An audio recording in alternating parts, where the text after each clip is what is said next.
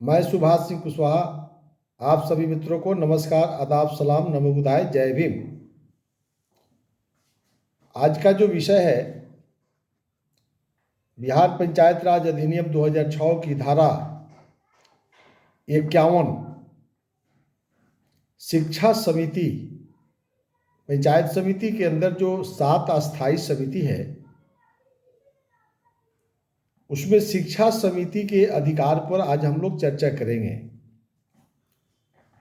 बिहार के अंदर जो पंचायत समिति सदस्य हैं और पंचायत समिति की बैठक के उपरांत जो अस्थायी समिति होती है जिसमें एक शिक्षा समिति बहुत ही महत्वपूर्ण है। तो शिक्षा समिति को अधिकार के क्षेत्र संबंध में आज हम सभी चर्चा करेंगे। शिक्षा समिति से कौन कौन काम हम लोग कैसे शिक्षा को ठीक करेंगे। आप सभी पहले से जानते हैं प्रादेशिक निर्वाचन क्षेत्र से जो चुनाव जीत करके आते हैं वैसे पंचायत समिति के जो सदस्य होते हैं उनको पंचायत समिति के अंदर जो 7 अस्थायी समिति है अलग अलग 4 समितियों के अध्यक्ष उन्हीं के बीच से किसी को बनाया गया होगा। तो जो साथी पंचायत समिति के सदस्य शिक्षा समिति के अध्यक्ष होंगे, शिक्षा समिति के सचिव प्रखंड के शिक्षा पदाधिकारी होते हैं और उसमें 2, 3, 4 मिनिमम 2 और मैक्सिमम 4 पंचायत समिति के जो सदस्य हैं उनको उसमें सदस्य बनाया गया होगा शिक्षा समिति का।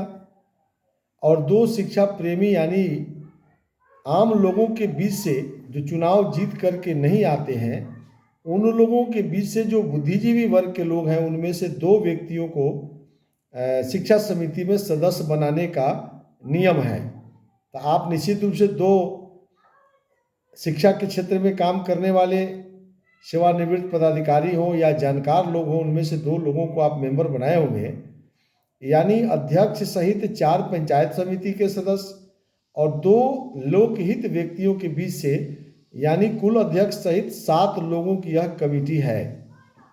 और इसमें शिक्षा से जुड़े हुए प्रखंड शिक्षा पदाधिकारी हो गए, फिर उसके अंतर्गत जो अन्य जो पदाधिकारी होंगे उस कमेटी में हम बैठ सकते हैं और फिर शिक्षा के लिए हम लोगों को काम करने की ज़रूरत है।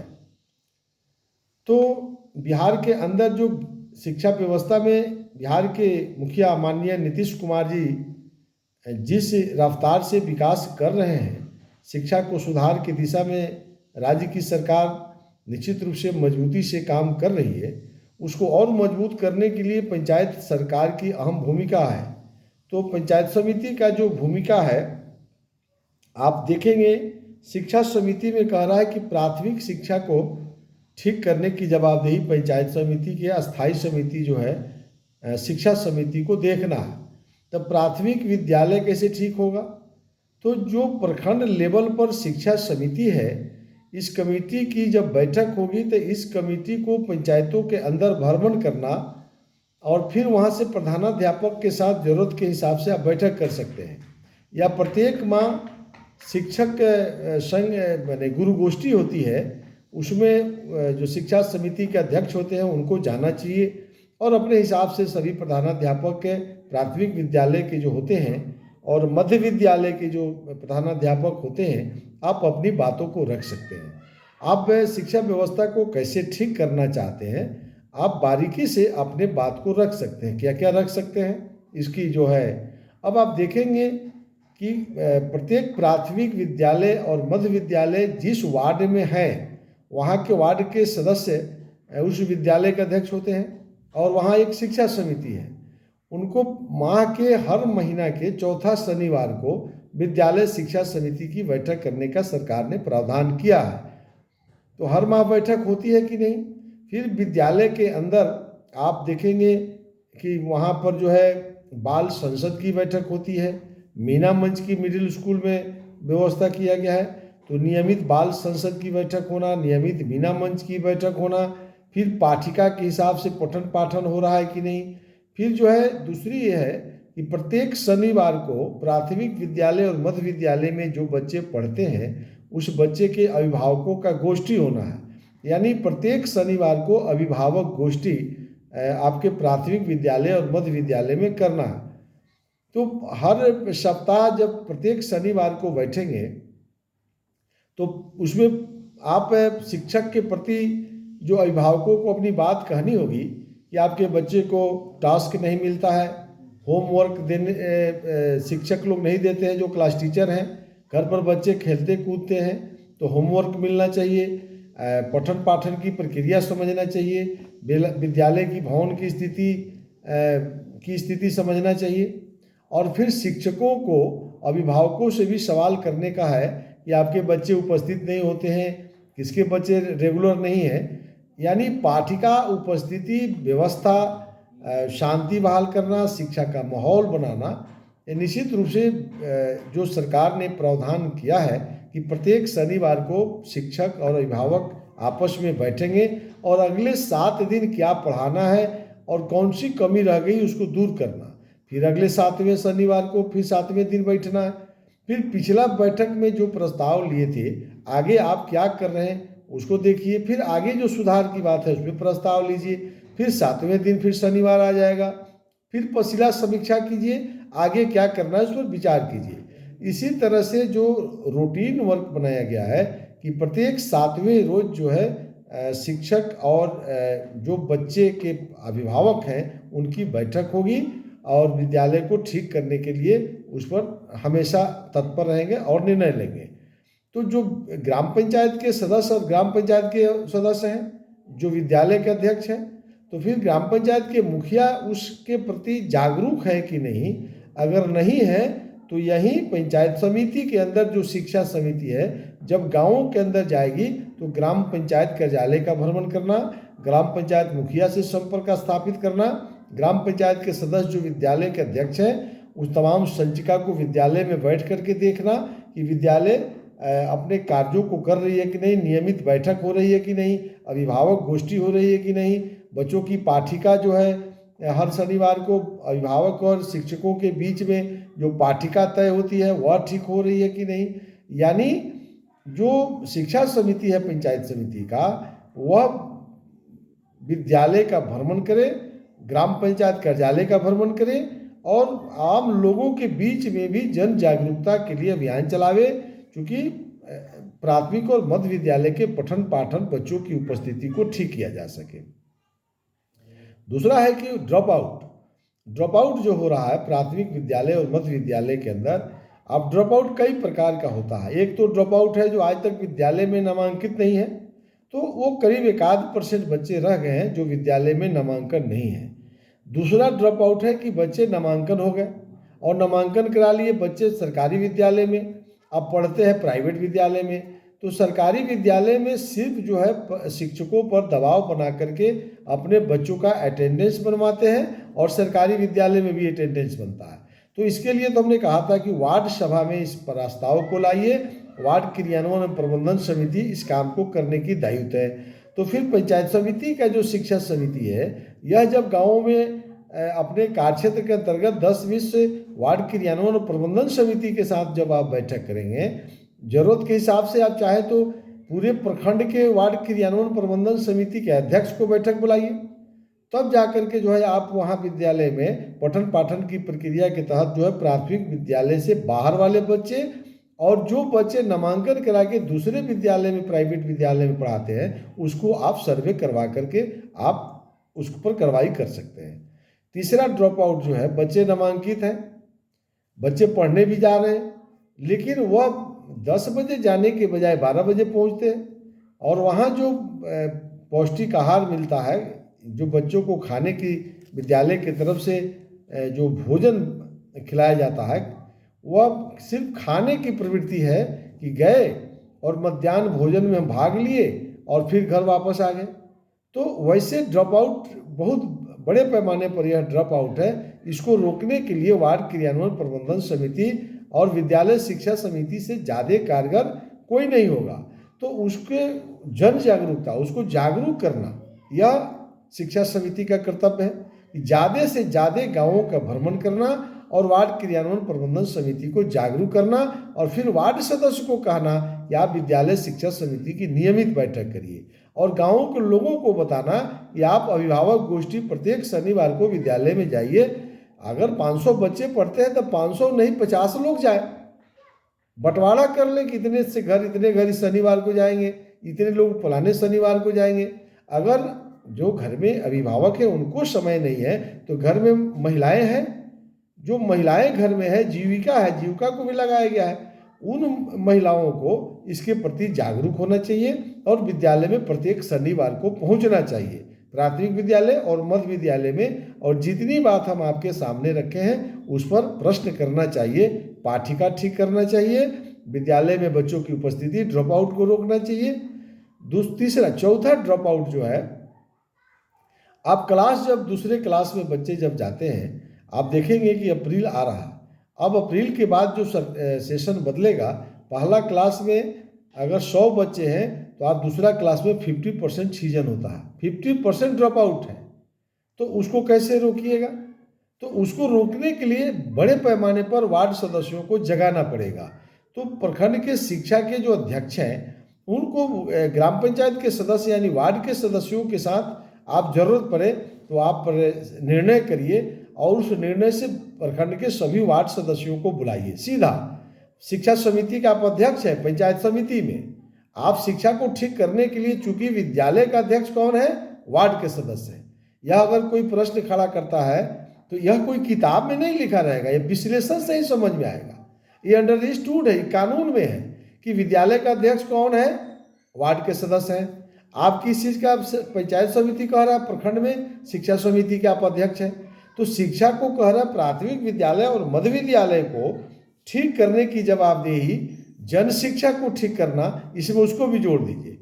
चलिए इसकी चर्चा अलग से कर लेते हैं। तो प्राथमिक विद्यालय और मध्य विद्यालय को ठीक करने की जवाबदेही कह रहा है कि वार्ड के अध्यक्ष हैं। तो अंततोगत्वा तो जवाबदेही उनकी है वार्ड के सदस्य को, और मुखिया चूंकि ग्राम पंचायत के अध्यक्ष हैं तो उनका अंडरस्टूड है कि इसमें उनकी भूमिका बढ़ जाती है।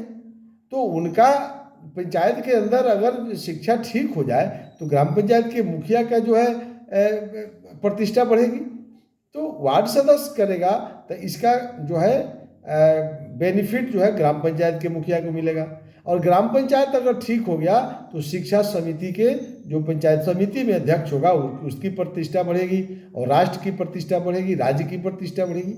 तो अब यहाँ जो विद्यालय शिक्षा समिति है उसके अध्यक्ष वार्ड के सदस्य हैं, इसीलिए प्रखंड शिक्षा समिति के जो पंचायत समिति के सदस्य अध्यक्ष हैं उनको पूरे अपने प्रखंड के ग्राम पंचायत के सदस्यों के साथ बैठना चाहिए और संकल्प लेना चाहिए कि जो पहले क्लास में पढ़ रहे हैं, अब 3 महीना का समय है, जनवरी फरवरी मार्च एग्जामिनेशन होगा। अब यहाँ शिक्षा समिति एकदम तैनात हो जाए, एकदम सभी प्रधानाध्यापक के साथ बैठक करिए, पूरे प्रखंड के जितने भी प्राथमिक और मध्य विद्यालय के प्रधानाध्यापक हैं उनका आप बैठक बुलाइए और उनके साथ अलग बैठिए और पूरे वार्ड सदस्यों के साथ अलग बैठिए। आप दोनों को अलग अलग संकल्प कराइए, फिर दोनों को एक साथ बैठक कराइए और बैठक करा के संकल्प लेने की जरूरत है कि अपने प्रखंड के अंतर्गत 100% बच्चों को हम रोक लेंगे। पहला क्लास में आज 100 बच्चे पढ़ते हैं तो दूसरा क्लास में 100 बच्चे को नामांकन हम हर हालत में कराएंगे। फिर दूसरा से तीसरा, तीसरा से चौथा, चौथा से पांचवा, पांचवा से छठा, छठा से सातवां और आठवां से नौवां। ये जवाबदेही है आप वार्ड सदस्यों को, और शिक्षा समिति के जो अध्यक्ष है उनको 9th में ले जाकर के आपकी जवाबदेही है, 10th की जवाबदेही है पंचायत समिति की। तो 8वां से जब वार्ड के सदस्य छोड़ते हैं 9th के लिए तो अब वहाँ जो है शिक्षा समिति के जो अध्यक्ष है पंचायत समिति की जवाबदेही बढ़ जाती है। यानी 100% शिक्षा व्यवस्था को ठीक करने के लिए ड्रॉप आउट को रोकना पड़ेगा। ड्रॉप आउट को कैसे रोकिएगा?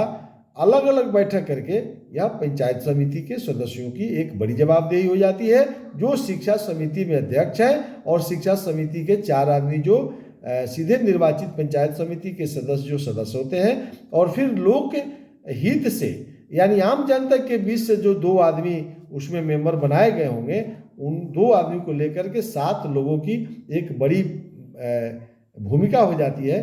अगर यह शिक्षा समिति ठीक से काम कर दे तो हम बता देते हैं कि आपका प्रखंड देश में नंबर 1 हो जाएगा।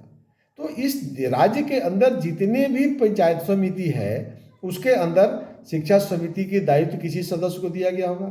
आप प्रमुख पर लड़ रहे हैं, हर जगह देखिएगा प्रमुख उप प्रमुख सदस्य पंचायत समिति की लड़ाई शुरू है।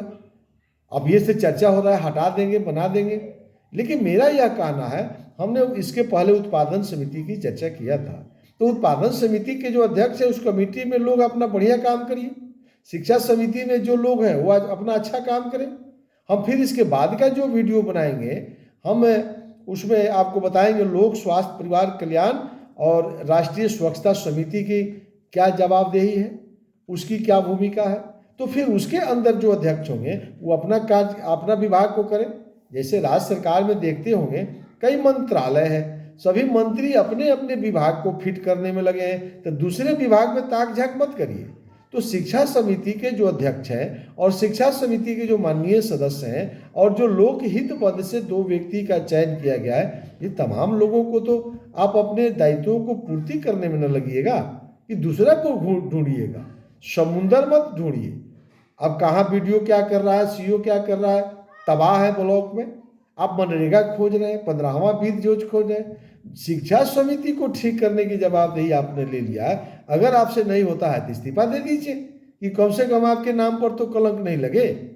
तो सभी माननीय पंचायत समिति के सदस्य से जो शिक्षा समिति के अध्यक्ष हैं और पंचायत समिति के अंदर जो शिक्षा समिति के अध्यक्ष हैं, दूसरा एक और काम करना चाहिए, जो ग्राम पंचायत में शिक्षा समिति के अध्यक्ष हैं, आपके प्रखंड में 15 पंचायत होगा, 20 जितनी भी पंचायत है उतना अध्यक्ष होगा शिक्षा समिति का। आप हो गए प्रखंड शिक्षा समिति के अध्यक्ष, तो उस यूनियन के अध्यक्ष का तो बैठक बुलाइए, उस सभी शिक्षा समिति की बैठक बुलाइए सब अध्यक्षों की। तो 15 पंचायत है तो 15 हो गए, आप हो गए, और बैठ करके संपूर्ण प्रखंड में शिक्षा को कैसे ठीक करेंगे उस पर निर्णय करिए। फिर सभी हेडमास्टर के साथ बैठक करिए, फिर वार्ड सदस्यों के साथ बैठक करिए, कैसे ठीक नहीं होगा।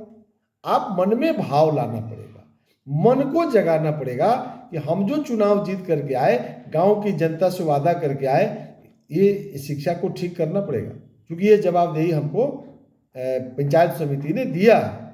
अब राज्य सरकार इसमें क्या करेगी? राज्य सरकार ने तो आपको इन्वॉल्व कर दिया कि आपको सब अधिकार दे दिया, भवन दे दिया, मास्टर दे दिया, खली दे दिया, डस्टर दे दिया, किताब दे दिया, पोषाहार दे दिया, मैंने हर कुछ दे दिया। अब इसको सिर्फ जमीन पर पहुंचाना, परमपिता महात्मा गांधी जी ने कहा था गांवों में जब तक अपनी सरकार नहीं होगी तब तक ग्राम स्वराज की स्थापना नहीं होगी। यानी ग्राम स्वराज की स्थापना तब संभव है जब गांव की अपनी सरकार होगी। अब तो गांव की अपनी सरकार हो गई, तो जब गांव की अपनी सरकार हो गई तो गांधी की सपना तो साकार होना चाहिए ना। गांव में तो ग्राम स्वराज की स्थापना हो जाना चाहिए। तो क्यों गांव का लोग कहता है कि शिक्षा व्यवस्था चौपट हो गया? इसमें मुख्यमंत्री नीतीश कुमार जी कहाँ हैं? इसमें भारत के प्रधानमंत्री नरेंद्र मोदी जी कहाँ हैं? ये अलग बात है कि नरेंद्र मोदी में और नीतीश कुमार में जो कमी खोजना है वो पॉलिटिकल लोग कर रहे हैं, लेकिन पंचायत सरकार को कहाँ खोजना है? पंचायत सरकार को तो स्वतंत्र रूप से केंद्र और राज्य सरकार ने कह दिया कि आप ठीक करिए। आप विद्यालय के हेडमास्टर को सस्पेंशन करने का अधिकार दे दिया गया, आप निलंबित कर सकते हैं, आप कर्मचारियों का वेतन बंद कर सकते हैं। तो उसके बावजूद शिक्षा क्यों नहीं ठीक हो रहा? ये प्रश्न खड़ा हो रहा। अब इसमें कोई पंचायत समिति के सदस्य कहे कि मेरा अधिकार नहीं है, तो ये तो मेरे जैसे लोग तो स्वीकार नहीं करेगा। अब गांव के लोगों को आप भरमा लीजिए, अलग बात है कि नीतीश कुमार सब फेल कर रहे हैं, जिसको मन है कह दे कि नरेंद्र मोदी फेल कर दिए। लेकिन सच्चाई ये है कि जिस दिन पंचायत समिति के शिक्षा समिति के जो पंचायत समिति अध्यक्ष बने होंगे, वो जिस दिन आज चाह लीजिए, अगर बिहार के लोगों को लगता है कि हमसे नहीं हो पाएगा तो मेरे जैसे लोगों को खोजिए, हम वहीं पहुंच जाएंगे। आप बुलाइए पंचायत समिति के शिक्षा समिति के जो अध्यक्ष हैं, हमको कैसे ठीक नहीं होता है, नहीं होगा तो उसको निलंबन की कार्रवाई लिख दीजिए। हम बता देते हैं कि कोई प्रधानाध्यापक आपके आदेश को बात नहीं मानता है, एक विश्लेषण कर देते हैं, आप उसके खिलाफ में प्रोसीडिंग चलाने के लिए आप कमेटी बहाल करके जांच करके रिपोर्ट मंगा लीजिए और उस रिपोर्ट को पंचायत समिति की बैठक में रख दीजिए। और पंचायत समिति की मीटिंग में तो सांसद, विधायक, ग्राम पंचायत के मुखिया, पंचायत समिति के सदस्य, प्रखंड के शिक्षा पदाधिकारी सब लोग बैठते हैं अब उसमें बहस करके पास कर दीजिए, और पास करने के बाद जिला शिक्षा पदाधिकारी को उस प्रस्ताव से आवश्यक कार्रवाई के लिए भेज दीजिए, प्रपत्र कर का निर्णय ले लीजिए। सुप्रीम कोर्ट से नहीं टूटेगा। अगर कोई सुप्रीम कोर्ट से तोड़ के दिखवा दे तो फिर हम अब हमको जो सजा दे दीजिए। तो सिस्टम कोई नहीं बना रहा है। अब जनप्रतिनिधि क्या चाहते हैं बिहार के कि हम बैठे रहें, हम मुंह से कह दें और कोई सस्पेंड हो जाए, डिसमिस हो जाए, सब हो जाए। कागज की प्रक्रिया आप अपनाते नहीं है।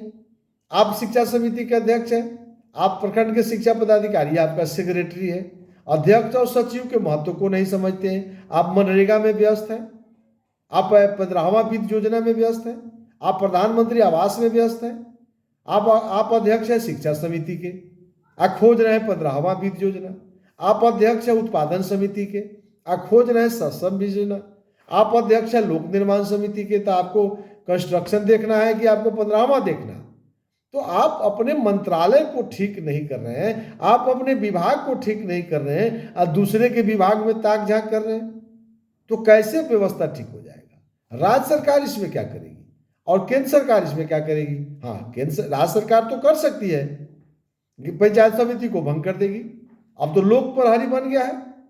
आम जनता के बीच से कोई लोक प्रहरी कमिश्नर के यहाँ चला जाए कि पंचायत समिति कार्य करने में सक्षम नहीं है, पंचायत समिति अपने दायित्वों के प्रति, अपने कर्तव्यों के प्रति जागरूक नहीं है, अपने कर्तव्यों का निर्वहन नहीं करती है, तो यदि लोक प्रहरी के नज़र में ये सही पाया जाएगा तो आप पंचायत समिति से हटा दिए जाइएगा, भंग हो जाएगा, फिर से चुनाव हो जाएगा, प्रमुख, उप प्रमुख, पंचायत समिति सदस्य सब खत्म हो जाइएगा। लेकिन दुर्भाग्य है कि बिहार के लोग, आम जनता भी नीतीश कुमार और नरेंद्र मोदी में, तेजस्वी यादव में फंसा हुआ है, लेकिन आम जनता भी अपने अधिकार को नहीं समझ रही है और पंचायत प्रतिनिधि भी अपने अधिकारों के प्रति जागरूक नहीं हो रहे हैं। यही भ्रष्टाचार को बढ़ावा है। और प्रशासनिक पदाधिकारी सब समझते हैं कि जनप्रतिनिधि सबको तो सिर्फ ठीका पट्टा चाहिए, इस सबको शिक्षा समिति या स्वास्थ्य कमेटी और लोक निर्माण से क्या मतलब है? वित्त योजना की एक्शन समिति, समान स्थायी समिति, उत्पादन समिति से इसको क्या मतलब है? आप वीडियो के यहाँ जा रहे हैं, कार्यपालक पदाधिकारी के यहाँ जा रहे हैं, मनरेगा के पीओ के यहाँ जा रहे हैं, वो सब समझ रहा है कि ईटा के सोलिंग पीसीसी और आप प्रधानमंत्री आवास, मनरेगा 15वां छठा के लिए आप घूम रहे हैं। तो क्यों आपको अकल देगा? आप बैल मुझे मार क्यों चाहेगा कि आप मेरे माथा पर बैठ जाइए? क्यों शिक्षा पदाधिकारी चाहेगा कि आप कानून जान जाइए? तो इसीलिए जो पंचायत समिति के सदस्य हैं, आप ही पर सब टिका हुआ। आप नहीं समझिएगा कोई इस धरती पर जन्म नहीं लिया है कि भ्रष्टाचार को समाप्त कर दे। और जिस दिन पंचायत समिति के सदस्य आप जागरूक हो जाइएगा, जिस दिन आप अपने इतिहास भूगोल को पढ़ लीजिएगा, आप किस लिए चुनाव जीते हैं। आप इस तरह भी समझ लीजिए, माननीय विधायक भी पंचायत समिति के मेंबर हैं, लेकिन वो शिक्षा समिति का अध्यक्ष नहीं हो सकते हैं। माननीय सांसद भी आपके तरह सदस्य हैं, आपसे कोई इनको ज्यादा अधिकार नहीं हो गया। आपके तरह मुखिया वहां सदस्य है, आपके तरह सांसद है, विधायक है, लेकिन जांच करने का अधिकार मुखिया को, विधायक को, सांसद को नहीं है। आप ही को है, अध्यक्ष बना दिया गया। तो शिक्षा व्यवस्था को आप अध्यक्ष है तो गांव का लोग ठीक करेगा? बिहार के मुख्यमंत्री आके गांव में बैठ के ठीक कर देंगे? भारत के प्रधानमंत्री जी बैठ के ठीक कर देंगे? तो ठीक तो आपको करना पड़ेगा। तो इस तरह से प्राथमिक विद्यालय और मध्य विद्यालय को ठीक करने के लिए जो पंचायत समिति की शिक्षा समिति के अध्यक्ष है, दिन रात खटना पड़ेगा और वार्ड सदस्यों से वार्ड क्रियान्वयन प्रबंधन समिति के संपर्क में रहना पड़ेगा। 2-4-6 महीना काम कीजिएगा तब पटरी पाएगा बिगड़ा हुआ व्यवस्था। आगे आप देखें, इसमें कह रहा है जन शिक्षा सहित शिक्षा, पुस्तकालय और सांस्कृतिक कार्यकलाप भी आपको देखना है, लाइब्रेरी बनाना है। आप पंचायत समिति में निर्णय हुआ होगा, ग्राम पंचायत से निर्णय आया होगा, फिर पंचायत समिति में कहाँ कहाँ प्रखंड में लाइब्रेरी बनाना है, कौन कौन पंचायत लाइब्रेरी बना रही है। तो जहाँ नहीं बन रहा वहाँ आवश्यकता है तो पंचायत समिति से लाइब्रेरी बनाइए, सांस्कृतिक कार्यक्रम चलवाइए, बच्चों को खेल कूद की प्रोत्साहन करिए। आपको जितनी भी खिलाड़ी हो, जितना भी आपको बिहार सरकार हर पंचायत में स्टेडियम बना रही है, खेल का मैदान तैयार कर रही है। मनरेगा से पर्याप्त मात्रा में कह दिया गया है, जितना भी विद्यालय का प्रांगण है, सब में मिट्टी भरिए, खेल के मैदान को ठीक करिए, बच्चों को खेलने के प्रति जागरूक करिए, सांस्कृतिक कार्यक्रम चलाइए। तो यह ग्राम पंचायत कर रही है कि नहीं, यह पंचायत समिति के अंदर जो शिक्षा समिति है इसके प्रति जाना चाहिए, विद्यालय का भ्रमण करना चाहिए, खेल के प्रति सांस्कृतिक के जो कार्यक्रम जो लगाया जाता है आपके उसके अंदर एक से एक गायक बच्चों में मिलते हैं, आप बच्चों में इसका कंपटीशन कराइए, अंतराक्षरी कराइए, आप जिस हिसाब से उसको ठीक करिए। फिर एडल्ट एजुकेशन 15 साल से 35 साल के बीच में जो अभिभावक रह गए हैं, पुरुष और महिलाएं जो निरक्षर रह गई है, एडल्ट एजुकेशन के तहत जो है वह ग्राम पंचायत को भी अधिकार है। तो वार्ड के सदस्य वार्ड सभा लगा करके वार्ड क्रियान्वयन प्रबंधन समिति से सर्वे कराइए, उस सर्वे करवाइएगा तब हर वार्ड का रिजल्ट निकल जाएगा, ग्राम पंचायत में आ जाएगा। और फिर ग्राम पंचायत से पंचायत समिति ले तो वहाँ के शिक्षा समिति के आप संपर्क में रहिए। हर ग्राम पंचायत के शिक्षा समिति के साथ जब बैठक करिएगा तो एडल्ट एजुकेशन में कितने महिला और कितने पुरुष आपके प्रखंड में निरक्षर रह गए हैं, आप उसको साक्षर करने का व्यवस्था करिए, तब जाकर के आप देश दुनिया में नाम आपकी हो जाएगी। आप एडल्ट एजुकेशन को ठीक करिए, प्राथमिक विद्यालय को ठीक करिए, मिडिल विद्यालय को ठीक करिए, हाई स्कूल तो अपने आप ठीक हो जाएगा। और हाई स्कूल के लिए जो पंचायत समिति के अधिकार दिया गया है, आप हाई स्कूल को ठीक कर देंगे तो आप इंटर और जैसे ही करा दीजिएगा, आप टेक्निकल के लिए माननीय मुख्यमंत्री नीतीश कुमार जी पैसा लेके बैठे हुए हैं, स्टूडेंट क्रेडिट कार्ड, भारत की सरकार पैसा दे रही है, एजुकेशन लोन। आपके बेटा को डॉक्टर बनाना है, आपके बेटा को इंजीनियर बनाना है, आप जो चाहते हैं आप बना सकते हैं। आपके घर में एक पैसा नहीं है, सरकार पैसा देने के लिए तैयार है। आपके बच्चे राज्य से बाहर पढ़ते हैं, उसके लिए कल्याण विभाग से आपको दुनिया का धन सरकार दे रही है। आपका बच्चा 7वां में 8वां में ही रह जाएगा, आपके बच्चा दूसरा तीसरा में नहीं पढ़ने से ऊपर नहीं जाएगा, तो फिर जब तक वो इंटर नहीं पास करेगा तो स्टूडेंट क्रेडिट कार्ड कैसे मिलेगा, एजुकेशन लोन कैसे मिलेगा। आप तो डर जा रहे हैं कि अब रिक्शा चालक है, हमारे बच्चे के पास पैसा कहाँ से आएगा। आपको सब संसाधन सरकार दे रही है, लेकिन इसके लिए ग्राम पंचायत के वार्ड सदस्य को वार्ड सभा में वार्ड क्रियान्वयन प्रबंधन समिति को जागरूक करने के लिए आपको शिक्षा समिति को घूमना पड़ेगा। तो शिक्षा समिति के लोगों को आम लोगों से जोड़ना पड़ेगा, गांव के लोगों से जोड़ना पड़ेगा। आप सभी नियम उनको भी समझाइए और फिर ग्राम पंचायत के सदस्यों के साथ नियमित बैठक करना पड़ेगा। शुरू में तो हम कहेंगे कि हर महीना बैठिए, फिर ग्राम पंचायत में शिक्षा समिति के अध्यक्षों के साथ बैठ करके लाइब्रेरी के क्षेत्र में, आपके एडल्ट एजुकेशन के क्षेत्र में, आप सांस्कृतिक कार्यकलाप के क्षेत्र में, प्राथमिक विद्यालय, मध्य विद्यालय, विकलांग बच्चा, माने हर बच्चों को स्कूल ब्रिज खोलिए, कैंपिंग स्कूल खोलिए। एक भी बच्चा आपके विद्यालय में से बाहर नहीं रहे, एक भी बच्चा पढ़ने से वंचित नहीं रह जाए। यह बच्चों को मौलिक अधिकार है, भारत सरकार ने मौलिक अधिकार दे दिया है। एक भी बच्चा अगर केस मुकदमा कर दिया सरकार पर तो सरकार फेरा में पड़ जाएगी। इसलिए बच्चों को पढ़ने के लिए सरकार ने मौलिक अधिकार दिया है। तो इस तरह से जो है शिक्षा समिति के अध्यक्ष को व्यापक अधिकार दिया गया है।